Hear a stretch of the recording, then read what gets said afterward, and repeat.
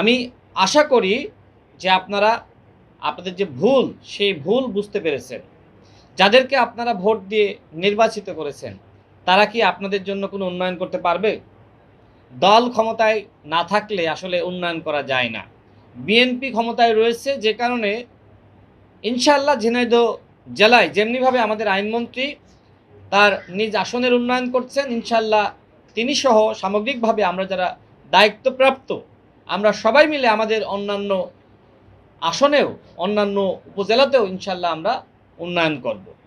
আমাদের সরকারের যে মূল লক্ষ্য সেটি হলো শিক্ষা এবং চিকিৎসা খাতের ব্যাপক উন্নয়ন। একটি দেশকে যদি এগিয়ে নিতে হয় সেক্ষেত্রে শিক্ষা এবং চিকিৎসা খাতকে পিছিয়ে রেখে সেই দেশকে একটি উন্নত সমৃদ্ধ রাষ্ট্র হিসেবে জাতিকে উপহার দেওয়া যায় না। বাংলা কিউআর যেখানে নগদ পেমেন্ট সেখানে সারা দেশে 10 লাখেরও বেশি মার্চেন্টে নগদে পেমেন্ট করুন খুব সহজে।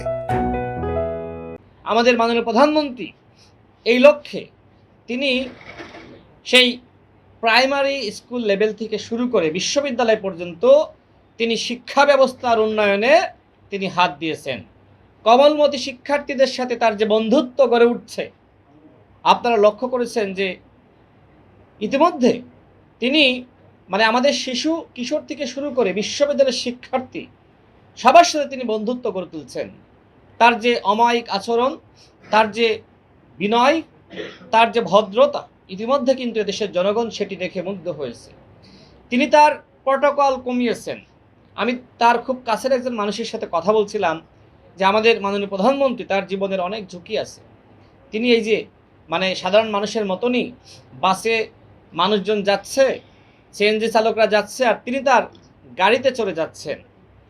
একজন সিএনজি চালক কয়েকদিন আগে একটি বক্তব্য দিয়েছিল, সেটি সামাজিক যোগাযোগ মাধ্যমে মিডিয়াতে ভাইরাল হয়েছে। তিনি বলছেন যে শেখ হাসিনার একটি সমস্যা ছিল।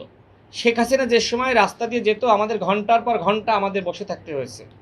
আর বর্তমানে তারেক রহমান বাংলাদেশের প্রধানমন্ত্রী নির্বাচিত হওয়ার পরে আমরা খুবই খুশি যে তিনিও যাচ্ছেন, আমরাও তার সাথে সিএনজি চালিয়ে যেতে পারছি।